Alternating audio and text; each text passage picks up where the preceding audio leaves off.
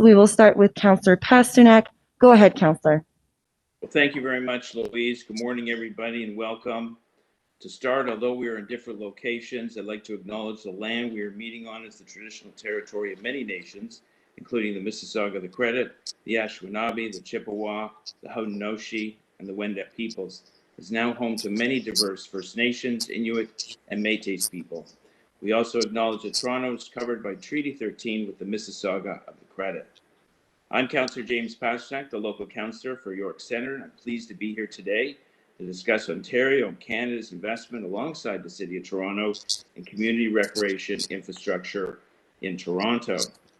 Today I'm joined by Yara Sachs, Member of Parliament for York Centre, who is here on behalf of the Honourable Catherine McKenna, the Minister of Infrastructure and Communities, Robin Martin, Parliamentary Assistant to Ontario's Minister of Health and Member of the Provincial Parliament for Eglinton Lawrence, who's here on behalf of the Honourable Laurie Scott, Ontario's Minister of Infrastructure, of course, my good friend, the Mayor, John Tory, of the City of Toronto, and of course, Councillor McKelvey, Scarborough Rouge Park, Chair of the City's Infrastructure and Environment Committee, and of course, Bernice Carnegie.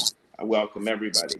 Great things happen when federalism is working, and it is certainly working here.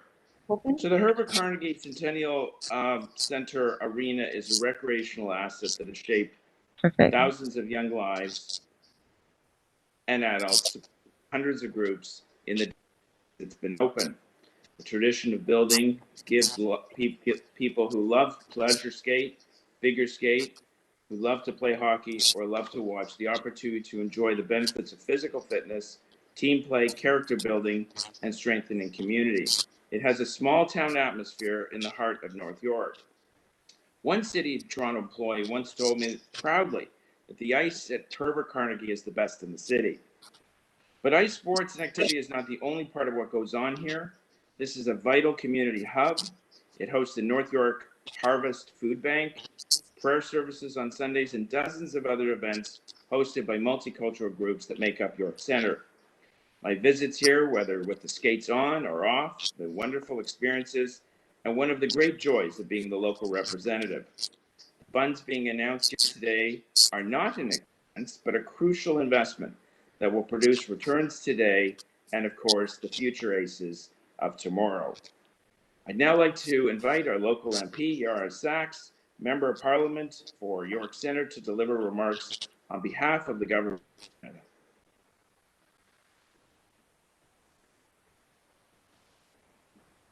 Thank you, James, and welcome everyone. I'd like to give a special hello to John Tory, who's always our partner in these projects. And yet again, you know, the federal government and the City of Toronto really look towards continuing to build the city and resilient both now through COVID and in the future. I'd also like to give a special hello to Bernice Carnegie. It is truly so special to have you here today, joining us on this special occasion.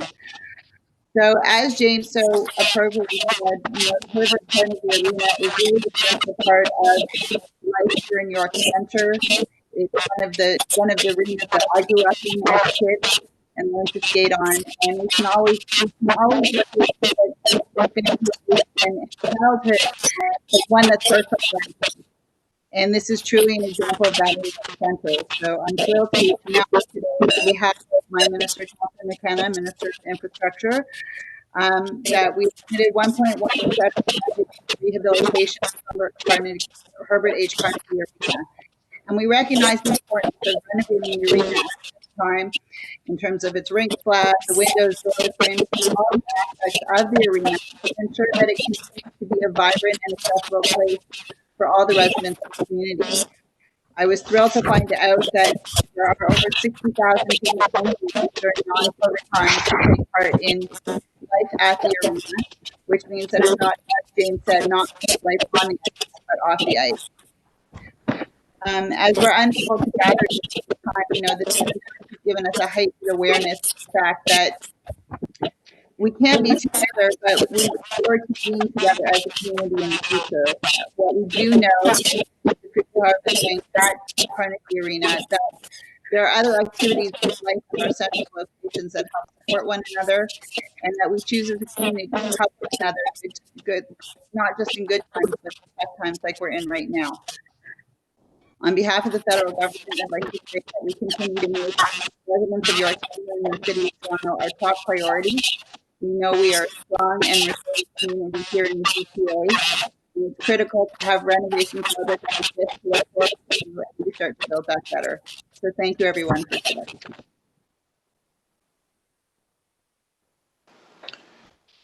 Great, thank you, Yara. I'd like to now invite MP.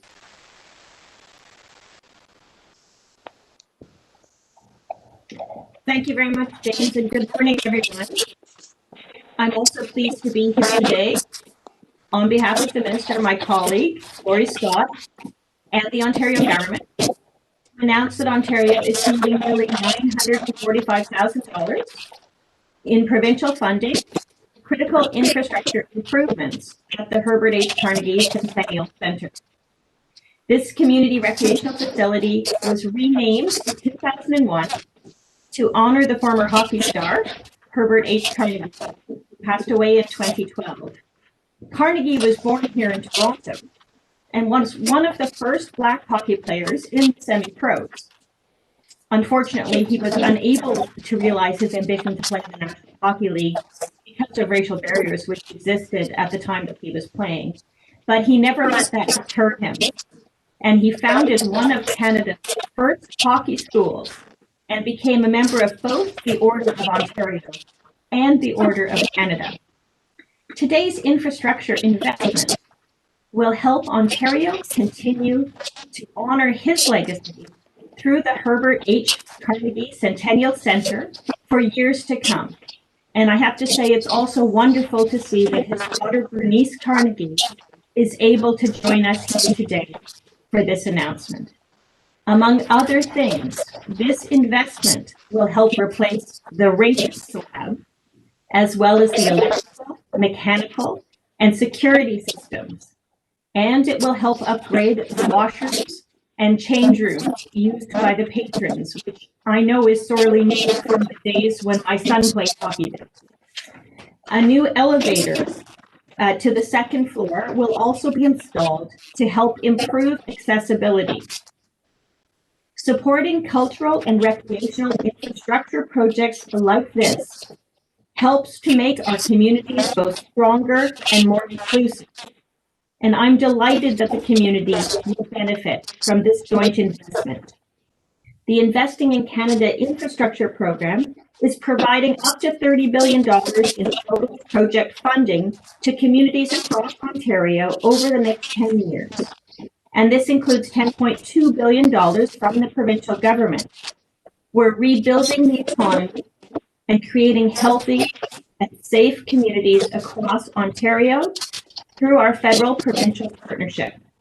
So I want to thank the representatives of the Herbert H. Carnegie Centennial Centre for their work, and Mayor John Tory and our federal partners, and Councillor Pasternak as well, for their contributions to this important infrastructure project. And now I'd like to invite Worship Mayor Tory, His Worship, to say a few words.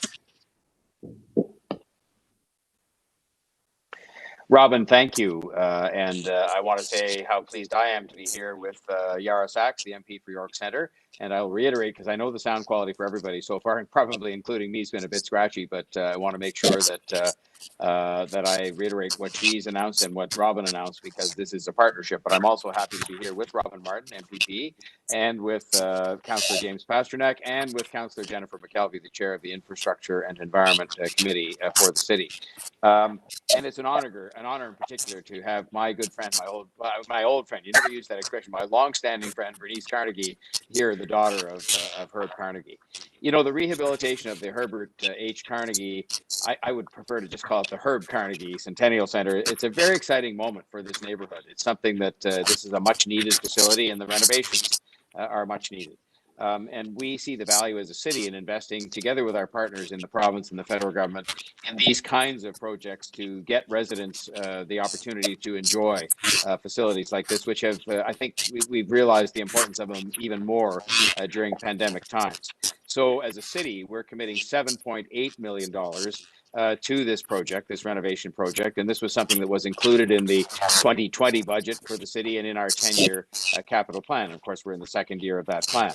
But we know that we can't do these projects alone. And that is why I want to say thank you to Yara and to her government, to her minister, Catherine McKenna, for the contribution of $1.1 million to the community, culture, recreation, and infrastructure stream, and to Robin and her government, the government of Ontario, for the commitment of $944,000. Because this is just one more example of how, when we work in a partnership like this, we can actually move these things forward. Where, you know, it would have gone forward eventually, but we might have been able to do only less, and we might have been able to do it later. But I think when we get these kinds of partnerships, it moves us forward in a quicker manner.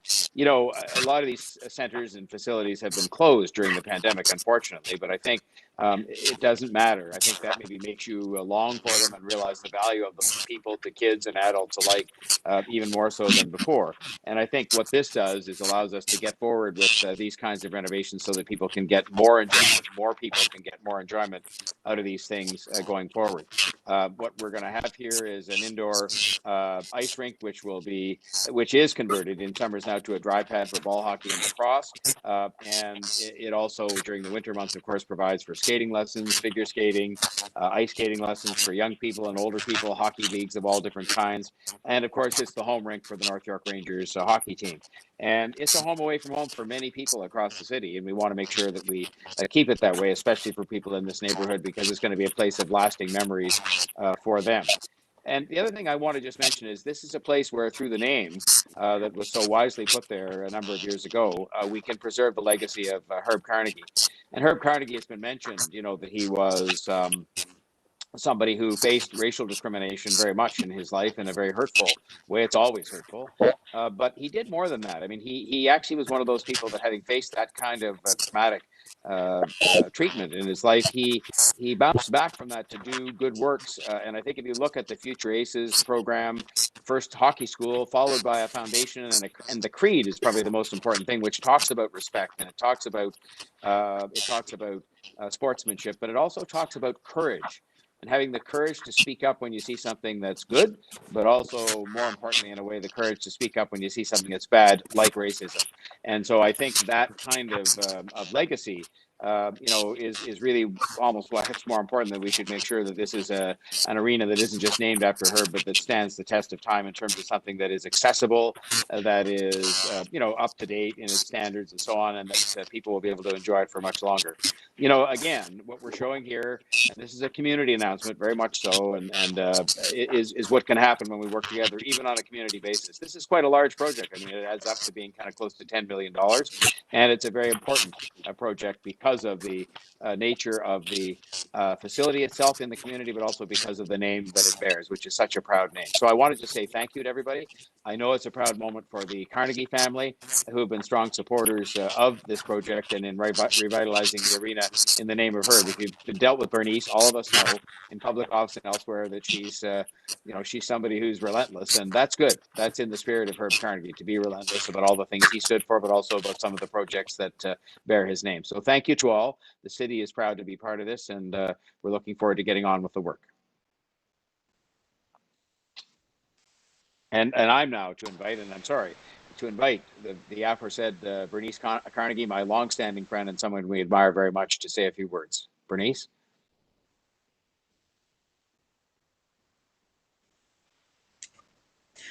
Hi, everybody. I just want to say thank you, and thank you to all of the parties involved in making this happen. Of course, this arena means a lot to our family. I drive by it every once in a while, and to see my father's name on the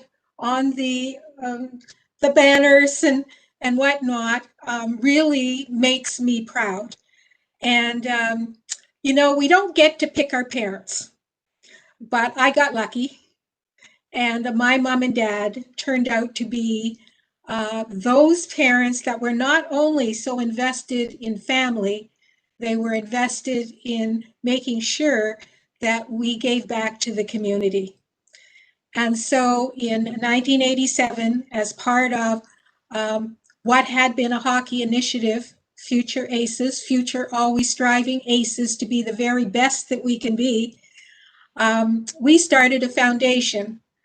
And that foundation ended up actually affecting millions of students over the last 40, 50, 60 years. And so it became a school initiative that was involved in safe schools programs. It helped kids get on with their education. We gave out over $860,000 in scholarships to young people all across Canada who may not have known who my father was, but were behaving like future aces. They were giving back to their communities in untold ways. And so to know that you are investing back into this building, if my father were here, he would be grinning from ear to ear. For those of you who don't know, he did become blind the last 25 years of his life. But whenever I told him about amazing projects like this that had maybe had something to do with him, he would smile and his eyes would sparkle. Even though he couldn't see, his eyes would be sparkling and he'd have this wonderful little grin on his face. He would be elated to know that you cared enough. One, that you know the building is there, but two, that you're going to keep it up. And so we went back in 2014 and we revitalized the inside and made it a mini museum so that you could actually see all of the wonderful things and contributions that my father did in the community. You don't get your name on a building if you weren't out there doing something. So we as a family continue to give back.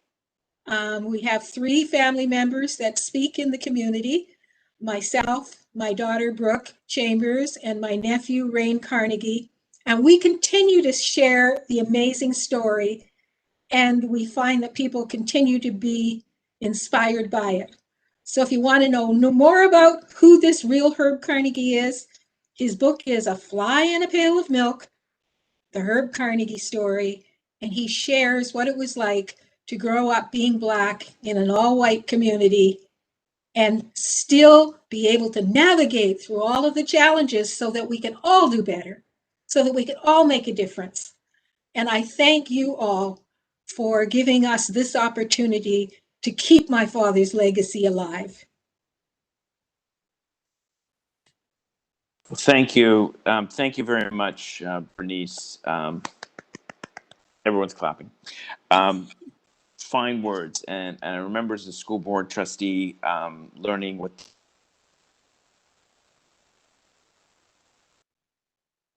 among my schools, among my students, it was remarkable. And I remember we met several times along the way, both as a trustee and as a counselor. So I thank you today and joining us. What a great news announcement. And I'll now open the floor to the media to ask questions.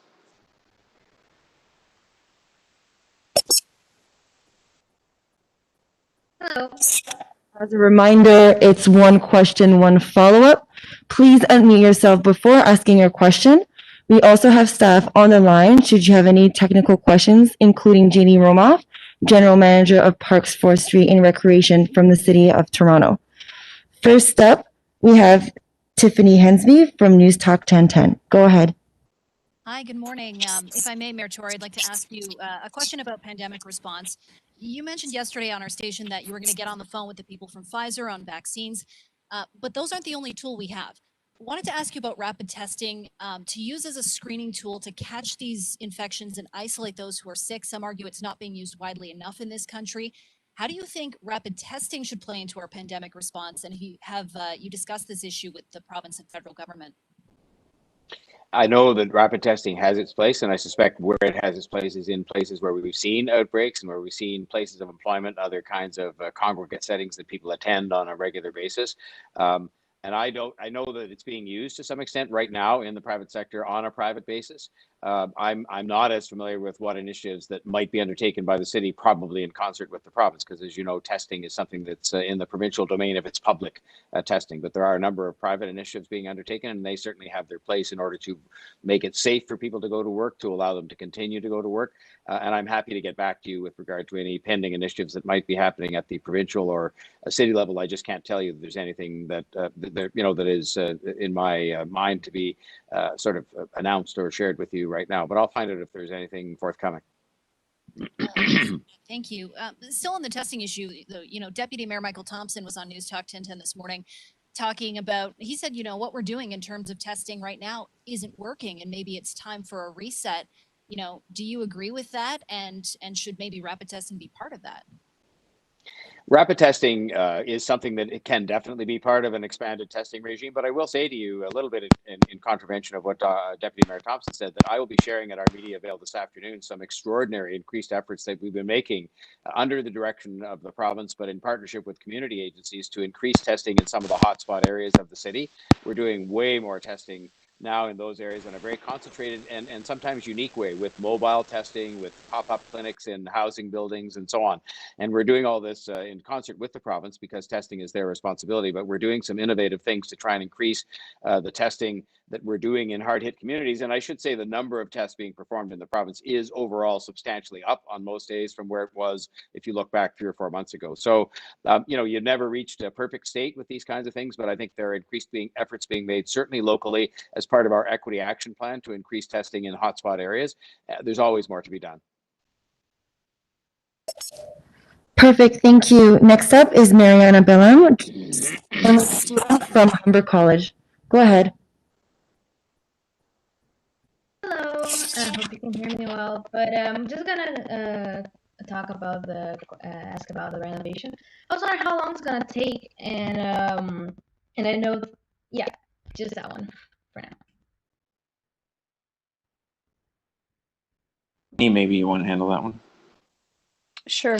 I think the renovation is about 8 to 12 months in duration, and it likely will be done in portions. So we're just determining the timelines around when the arena will be closed and what the plan is around reallocating some ice to some of the users when the arena won't be accessible. Yes, that was like a follow-up question. Like, what was gonna happen to those people that use the arena? Do you have any sort of plan already, or like instructions of where they could practice? We know exactly how the arena is used because it's generally a pattern of usage and users. So we will be in touch with all of those users when we know the exact schedule around when the ice will be impacted and some of the other year-round programs. We usually have a few arenas down for renovations every year and are quite familiar with the process of looking at what's available across the city and reallocating the ice in other arenas. And I have to say, with credit to most of the minor hockey groups in Toronto, that they usually work together to make sure that everybody has the right amount of ice to be able to provide the programs that they want to provide. Thank you. Next question is from Francine Copin from the Toronto Star. Please go ahead.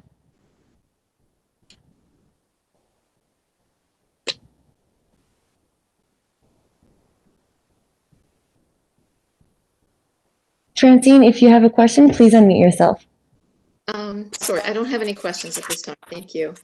Thank you. Next question is Norman. Norman, do you have a question? Hi, good morning. No questions at this point. Thank you. Thank you. And we'll finish it off with Anthony Joseph. Anthony, do you have a question? Anthony, please unmute yourself.